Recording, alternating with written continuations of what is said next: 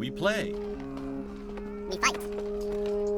We conquer. Welcome back to the Freak Show. I am your host, Bumpy McSquigums, and today we get to begin anew in AI War 2. See, look at that. I came up with a rhyme. It was pretty sublime. No, it's fine. Coming off the back of some live streaming I did on the Steam store page for the Indie Bros 4 Arkham games, I actually learned how to play the game. I know, shocking to be sure. I got to play for roughly 6 hours, and I managed to actually beat a scenario, a campaign, if you will. So that was a lot of fun. I had a lot of help coming through on the stream, explaining certain things to me, giving me some advice and tips and hints, and I'm pretty excited. I'm pretty stoked. I've wanted to come back to this and get the time dedicated to learning it, and now I kind of know what I'm doing. So we're going to hop in. We're going to start new. The episode 2, which was just after the tutorial, we'll just pretend like that was kind of how you could, or like maybe a horrible dream sequence, and that this is the real official start. So that being said, we are going to continue with quick starts. I like this idea. There's all sorts of different difficulties and other random things that they've added. I am actually going to go with the classic. Basically, this should have been where I started before, and I think I'm ready for it. This time, I think we've got it. So yes, I might be able to do a higher difficulty, but every single time you play this, it's going to be different. So different galaxy layouts, different ships that you can get, different technologies that you can find, things to hack, and so on and so forth. So, with all that being said, this is where we're going to start. To Victory is going to be the name of the campaign. We're going to start on Scenario 1 Classic Fleet. We're starting the game up. And here we are in our lovely little area. Alright, so a couple things real quick. You'll see stuff started to pop in as soon as we got here. And I want to show you guys, there was a setting that they told me about while I was doing the stream. And you go into your settings on the main menu or personal settings here, and you go to automation. Most of the time, all of this is fine. Occasionally, I'd rather control exactly what I'm doing when I'm doing it. And I'm still not sure I love this. This seems to cause me a few issues every once in a while, but by and large, having all of these on are kind of a good thing. So essentially what normally happens, you take over a new planet, or a new node, or whatever you want to call it, and when you get there, you take it over, you build your command center, or command station, or whatever it's called, right? So you build either the economic, the logistics, or the military command station. And then from there, you have to manually go and build factories, and build your frigates, and build your engineers, and all these things to get moving.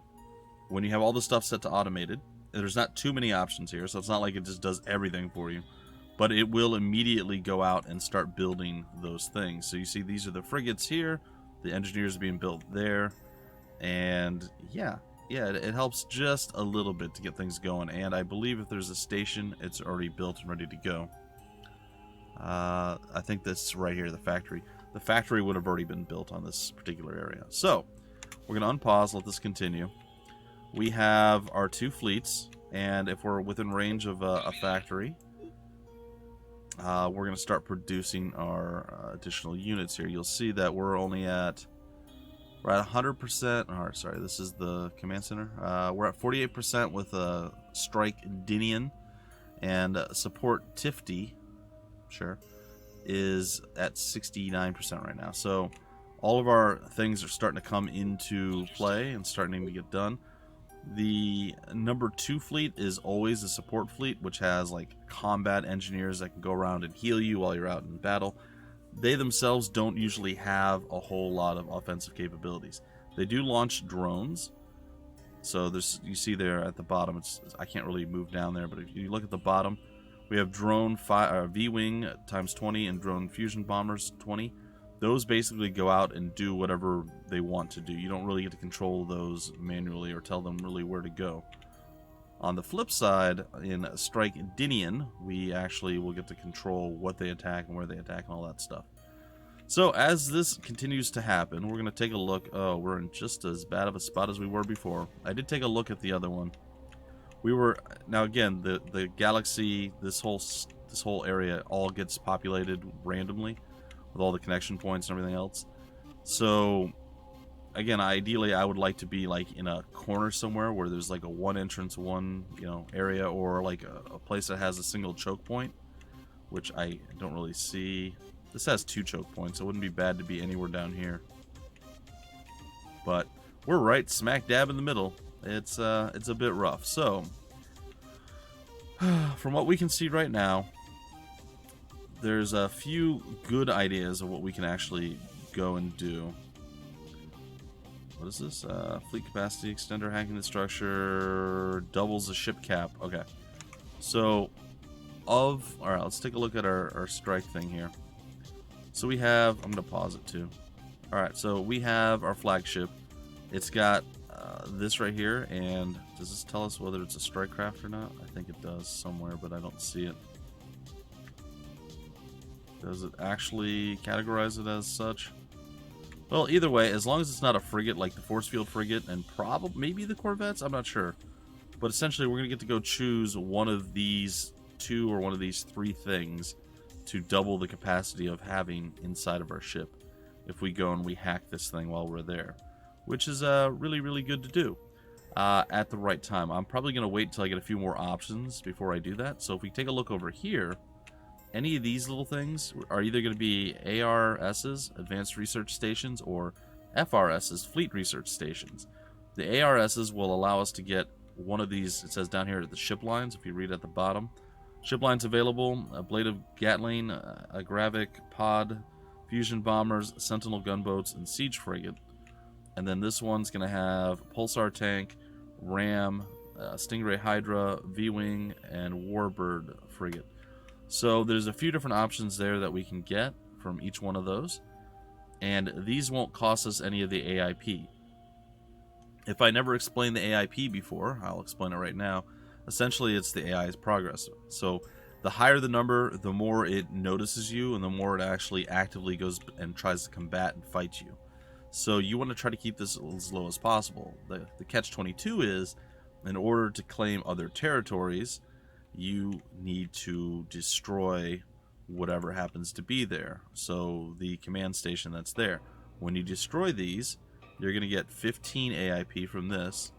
And then there's always one of these little things with it, the warp gates. When you destroy the warp gate, that's an additional 5. Sometimes up to 10, I want to say. So usually you're looking at 20 to like 25, sometimes even a little bit higher. As far as your AIP going up every time you take a new area. There are things that you can go and hack, and I know a lot of this has been covered in the tutorial, and maybe I even covered some of it in the last episode, but I'm just giving you guys kind of a quick refresher. There are certain things that you can hack and take over and claim and whatnot that will actually allow you to lower the AIP. So as long as we stay under 240, we have a little bit of an easier time. If we stay under 60 or under 70, we have a much easier time. So right now, we're not a big threat to them. We also have a lot of science to spend, and from what the folks have told me, the tech that we want to focus on, probably the most, is going to be upgrading weapon technology. And maybe a few other things. I like getting the extra force field early on, so I'm going to do that. I also like getting maybe the engineering up a little bit higher, which might be a mistake. And I did also, when I did it, I went through and I started researching these hulls, and they said that that's probably a mistake to do that early on, and possibly at all. So what we basically need to do is kind of look to see which one of these would benefit us the most. And honestly, it's probably going to be Fusion and Generalist are usually the two that I have the most luck with. The ones that are in red, I think we have literally 0 ships available to us right now, so it doesn't actually help us. None of these are actually super great, so we have kind of a wide amalgamation, but of the ones that are there, this is going to be it. So we're going to go ahead and we're going to yes to upgrade this, and I'm going to go with the Generalist too, because it usually works out. It's probably a mistake. I should probably wait, but we'll see. We'll see. Alright, so we're ready actually to go and launch our first attack. I haven't really figured out exactly where I want to go. I mean, I suppose we could try to start claiming like this whole area, and that means we're going to have to figure out like decent choke points for us to hold. And honestly, there isn't a tremendous amount of good choke points. Which is, again, a bit unfortunate. Like, eventually holding this one, if we have the rest of this all taken care of, is good. And holding this one is pretty good. And then I guess this one and that one, maybe.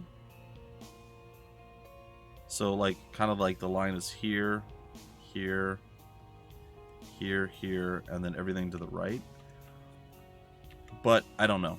It really is going to depend. So to start off, I'm going to say I'm going to go here. It's a much weaker group. Our first fleet is never very super powerful at the start. So we're going to go to Ulindi, and we're going to actually go ahead and claim that area and try to take it over. So that's going to be the goal, the hope, the dream, the plan, as it were. And we're going to unpause. We're going to load up everybody on the first one. We're going to load up everybody on the second one. And before we leave, I've paused again real quick. We're actually going to throw our turrets out because there's actually a multitude of ways to come and attack us.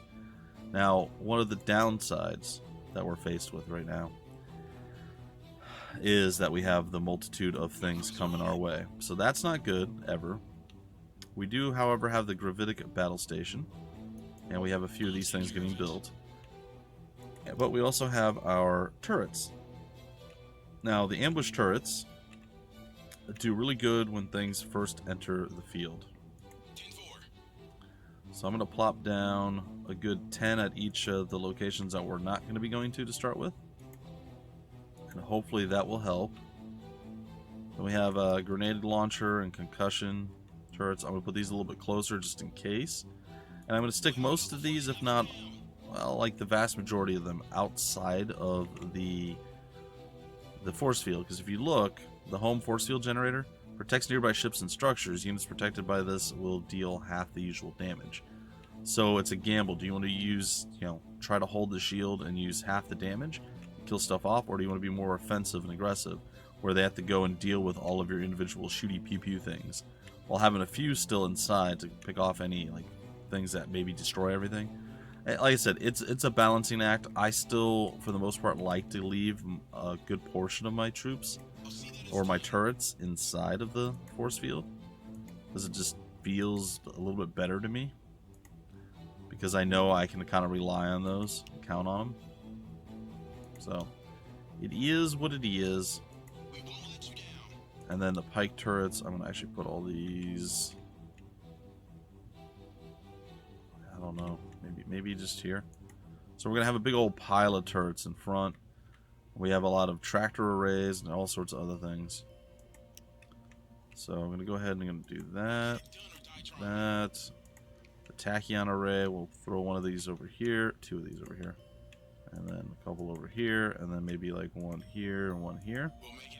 And, well, okay, just the extra one. Alright, so that's basically going to allow us, if I'm not wrong, to be able to see some stealth units. Alright. So, some of the things that I built will disappear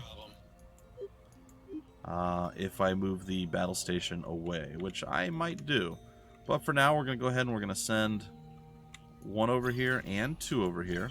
One will arrive first. We're going to wait till he pops in, and then we're just going to launch our attack. So we're going to unload right here. We're going to block this off. He's going to spawn all the ships. All of our ships are going to come out. And we're going to also unload these guys. Drones are going to pop out of them and go and help the fight. I'm going to immediately just attack their station, because I know I'm going to take it over either way. I'm also going to move a little bit closer. There we go. Excellent idea. Alright, the drones are going up here. I suppose we can go with the drones and help out. We're going to basically destroy all of these guard outposts as best we can. We're going to make sure that they don't just destroy any of our other ships willy-nilly styles with a Z. Alright, they're starting to realize that we're a bit stronger than they are, and they're trying to escape to Riff. And if we can block it with our shieldy boys, which we did, they can't actually do anything. They can't leave. They're going to try to leave, but they can't get through our shields. Therefore, they can't actually leave. So, good plan to use your, if you have shields, use those aggressively to actually stop things from being able to flee and all sorts of other stuff like that. It is a good tactic. Alright, I'm going to leave the second group there.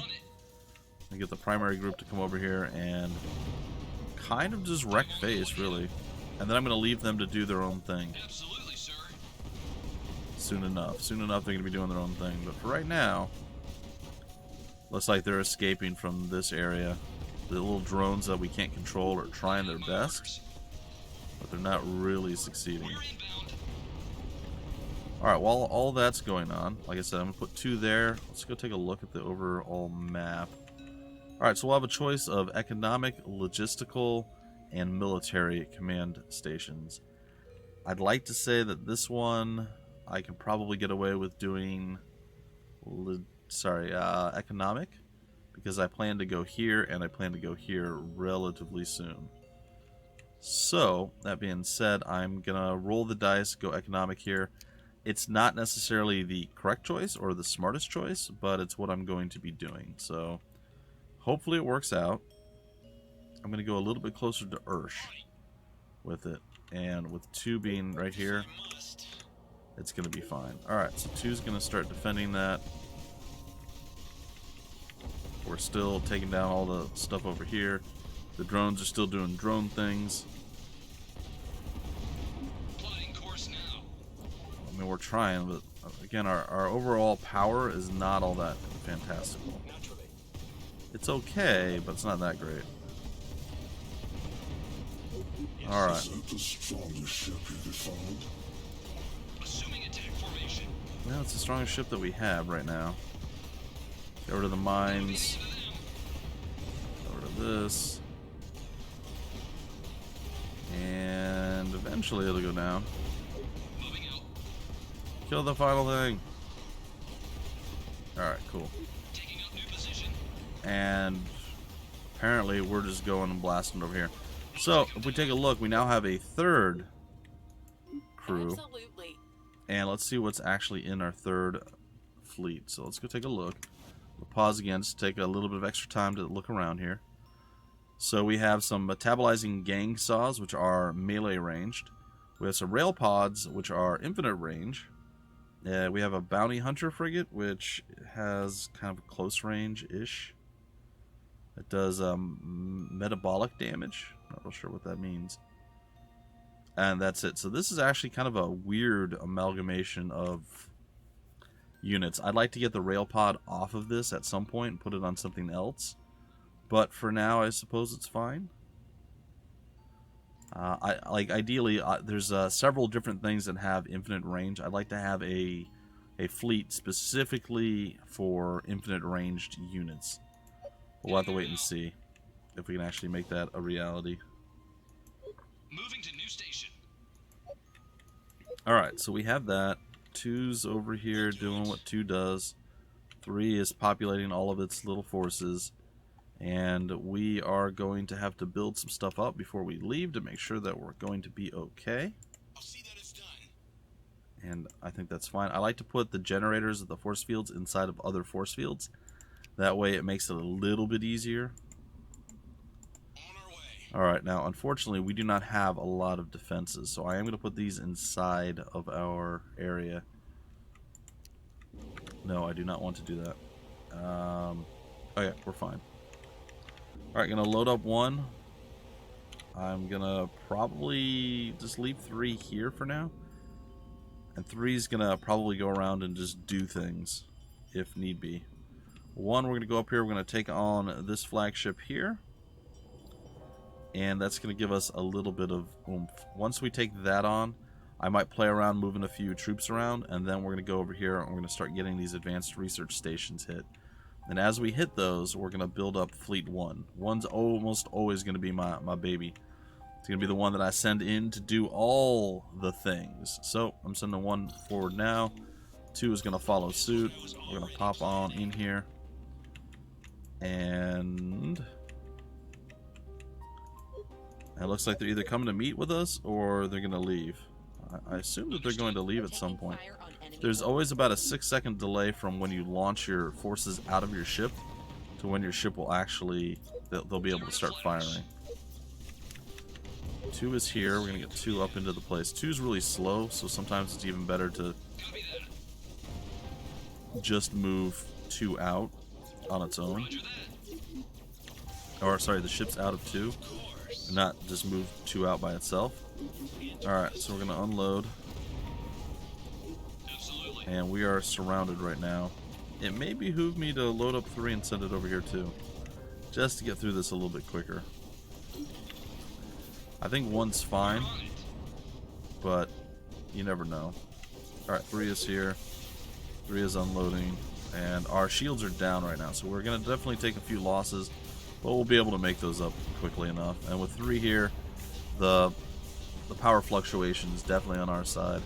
Our power is 13, the enemy's power is 7. We always had the advantage, but just more so now than before. Already starting. Alright, I'm going to move here. They're going to start to flee now because they don't really stand much of a chance. I am going to load 3 back up and send them back over there. Heading out. And 1 and 2 are going to be able to do what they got to do. 10-4. I'll send 1 over this way. Actually, you know what I'm going to do? I'm going to load 1 up, get him closer, and then unload him like right here-ish. On it. And we're going to go and we're going to take those guys on. We do what we must. And hopefully we're able to hold. And I believe that we will be able to. It shouldn't be too difficult. Some of the drones are breaking off now. I do have a hard time keeping 1 shields where I want them. Consider it done. So that is one of the only real issues that I seem to be faced with most of the time. Alright, they look like they're trying to flee over the other place. It will be a So when the battle starts to go south, they do tend to run and flee in terror. They don't want any of it. They're like, you know what, this is probably a bad plan. Let's get out of here so we don't die. And I, just slowly, carefully take over the world. It's fine. on our way. Alright, we'll put 2 there. We'll take on all this stuff. We'll clear out that, and then that'll be done. And then we'll be able to claim this area as well. Again, increasing our strength little by little. They have nothing. They're like, nope, none of this is going to happen for us. We are not going to do this at all. Have much choice. So as soon as the stuff showed up, they just sent their ships out and retreated to another area. Absolutely. It's a tactical retreat. It's a smart retreat. I can't begrudge them that. If I must. I'm once again claiming this, so I'm going to just blow up the thing so we get started on building stuff. There we go. You got it, sir. Victory. We can calculate the Alright, I'm going to put 2 down here. I'm going to take a look at this. 0 is still 0. This one's going to be logistics, I'm going to say. I'm going to go logistics with this one. So the differences between the 3 different stations, if I did not explain this to you guys before, the economic command station, 45K for each of the various different metal costs. But then you look at the relative strength. You got 0.08, very weak. You have 0.16, double the strength, and then this one goes all the way up to 2. The military command is actually really powerful. So if you do have a place that's a big choke point, a big, almost like a, I don't know, like a siege area that you just don't want anything to get through, putting a military command down does help tremendously. It's got like paralyzing attacks and all sorts of stuff, knockbacks and all sorts of things that are just going to help you. The logistics allow you to put a lot of stuff out there though. So there's actually quite a few advantages to having logistics over a lot of the others. So we're going to put the logistics one down. You can only build certain amounts of things with each of the various different things. So you can build a certain amount of frigates, you can build a certain amount of turrets, you can build a certain amount of this, a certain amount of that, all the like tractor turrets and all the various different things that make you great and super powerful. There's a limit to how many you can do based on what's it's already built. I'm like, what's going on over there? So we're finishing up the last few things that we have to do here. So with the current logistical one, does it tell us what we can build?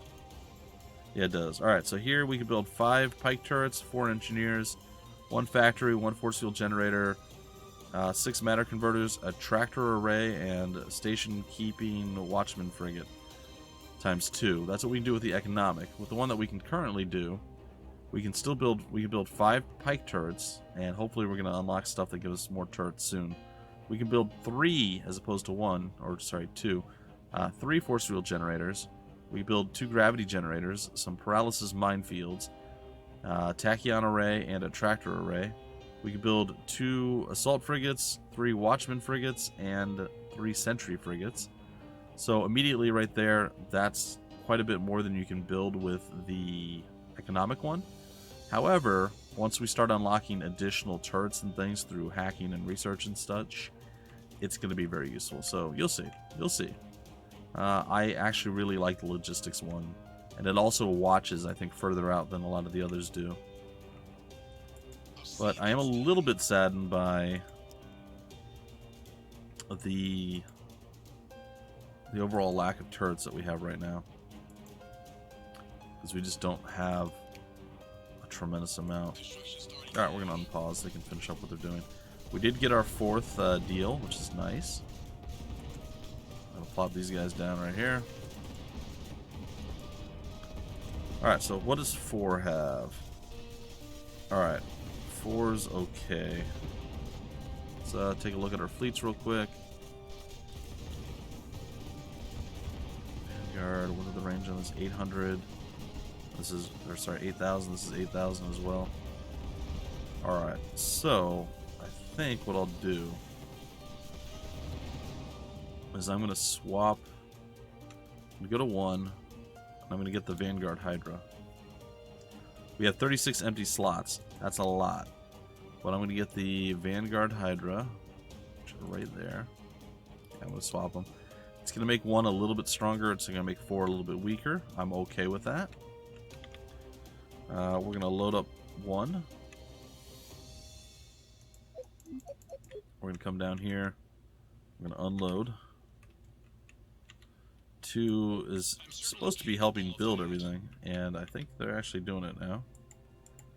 This down here is pursuit mode. If this is toggled on, they'll basically run around and attack anything that's hostile in the area. So it's pretty good. Alright, so next up we're going to go and we're going to claim a couple of additional vessels for 1. So I'm going to go up here to the 11 first. And all I'm here for is hacking, and then I might also do damage to whatever's there, like kill stuff, but I'm not going to claim it yet. And then I'm going to come over here, and this one I think I will claim.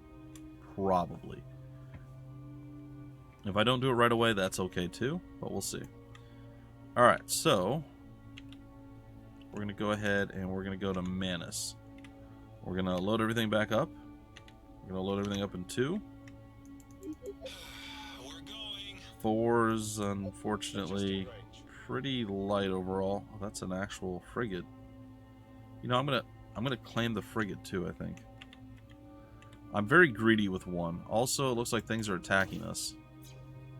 Well, they're just basically passing through right now. So, nothing really ventured or gained there.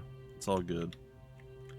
Alright, we're gonna go to 1 and we're gonna claim that frigate. I didn't realize it was a frigate. Bounty hunter frigates. No, I'm just gonna get the ion disruptor frigate. So we're gonna claim that.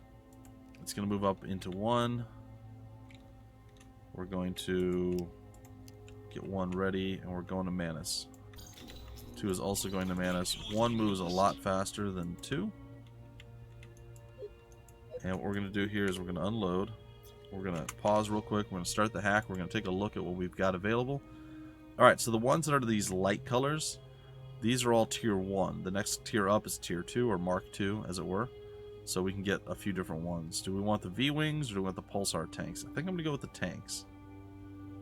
We also have the Rams, which are melee range. We have the Stingray Hydras. I think the Pulsar tanks are the ones that I want. Alright, so that's what we're going to do. And we're just gonna, you know, attack. Hopefully do a little bit of work. Right away, sir. So right now my goal is to try to balance the shields. Keep them in position. And all of our guys behind the shields. And honestly, again, I do find that when I leave them on this like hyper-aggressive thing, it gets a bit rough. Alright, so now we should have another ship type coming out. But they have a lot here, so our shields should end up failing here shortly. Interesting. Their shields are trying to hold a lot. I want to make sure I don't accidentally click on... Oh, I can blow that up, that's fine. Alright. Slowly pushing them around a little bit here and there. Trying to keep 2 inside the shield bubble as well. And I think we can just let them do what they want to do now. I think we've done enough damage. I mean, I'm gonna still try to position and keep things, you know, where I want them overall, but it doesn't matter so much. Now, another thing to be aware of, and something that you don't have to worry about, which is nice, your ships, when they're on this aggressive pursuit mode, will never go and be like, hey, let's blow this up. They might fly over there and attack all this stuff, but they won't blow up things or do things that specifically raise your AIP. They want you to make those calls, you to make those decisions.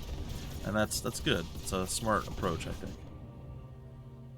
Alright, so there we go, and it looks like we'll just move around a little bit more here. We're about out of time for the episode as well, but I think we've accomplished stuff. We're on much better footing than we were before. I have a better game plan and idea of what I'm doing and what I want to do, what I want to accomplish, which is all very nice. And as you'll see right now, we're going to go ahead and load everybody up. And we're going to try to get here before they can escape. I do not know that we'll make it, but we're going to give it our best shot. Yeah, we'll at least be able to block off some of them. So they're trying to get out through Tsuba, and we're just going to say, no sir. So we're going to attack and do everything that we can do. Oh. Of course. I'm actually just going to send 2 back through here. They've sent reinforcements to hurt us, which is fine. We've kind of got our shields pushed out of the way here, which is not the plan. Alright, since we retreated with 2, they're now forcing the fight a little bit more, which again, it's fine. We will definitely win the fight. If you ever want to know how you're doing in comparison to how the enemy's doing, the enemy's power is at 3 with 26 ships. We're at 12 with 174. A few of them got through. They are trying to retreat at this point now that it's gone south for them. And really all that's left is to destroy this one over here and these turrets and towers and things. So, as we get a little bit closer, we're taking like a little bit of a shield beating there, but it should be fine. Alright. We'll just let them do their thing. I'm going to do my outro, guys and gals. That's going to do it for this particular episode. I really do hope you guys enjoyed. I hope that I've explained things a bit better. I am pretty excited to share this game with you guys again, not just because I've always been a fan, well, not just because I work for the Indie Bros, and this is one of our, we work with Arkin Games pretty closely. In fact, a lot of the guys who are part of the Indie Bros started or were a part of Arkin at one point. But beyond that, I've been a fan of Arkin since I started, actually, on YouTube. They're one of the very first games that I did coverage of and did a full Let's Play. One of my first, I think, 2 or 3 Let's Plays was Bionic Dues, which I plan to do a remake of Bionic. Not the game is being remade, but my Let's Play might be a remake of Bionic Dues either this year or next year. Maybe after we finish up AI War 2, we'll go back to Bionic Dues and play it, because I had a lot of fun when I streamed that, and it made me want to play it again. So you'll see a fair bit of Arkin stuff coming through, because they always make fun and interesting and exciting games, and I like that, and I appreciate that. So, like I said, I will always try to disclose if it's something that I'm involved with, like for instance this game. Working with the Indie Bros, so you guys could be like, oh, well, he's just talking up a company he's working for. But I hope that you guys know by, nearly 7 years doing what I do, that, well, first off, I generally focus on positive things, so that's always good. But also, I don't generally try to play or cover things that I don't like, or I don't think I'll like. There might be a few that I'm like, oh, that looks cool, and I go to play and I'm like, ooh, this is not what I thought. But then I still try to say, well, maybe it's not for me. Maybe this wasn't, designed for me to enjoy. And then at that point, I say, all right, well, here are the positive things I see. Like I said, there's so much negativity out there, and people doing negative reviews and comments, and oh my God, the screen flickered once. Oh, the frame rate. You know, people are just real nasty about everything, from plot lines and storytelling. It's not what they thought it should be. Just trying to put some positivity out there, guys and gals. And that's why, like I said, I generally choose what I want to cover. I'm never pressured saying, you know, I never have the folks at Indie Bros saying, hey, you need to cover this on your channel because we need, you know, this or that. I'm like, this game looks great. I love what this game does. Can I cover it? And they're like, just make sure you let people know. So anyway, I just wanted to kind of do that whole, I never really got that full explanation out before and explained it to anyone. So I figured this is a good time to do it. Like I said, I'm amped up. I'm excited. I got the time spent to learn how this game works. Maybe not all the details, but I'm here for it. I'm ready to play some more. Hopefully you guys are ready to watch some more, and hopefully we can take down that AI processor core thingy mabobber at the end and get that sweet, sweet victory. Anyway, folks, till the very next episode, I have been your host, your brambly host, Bumpy McSquigums. I want to thank you all so much for stopping by the Freak Show, and always remember, we play, we fight, we conquer.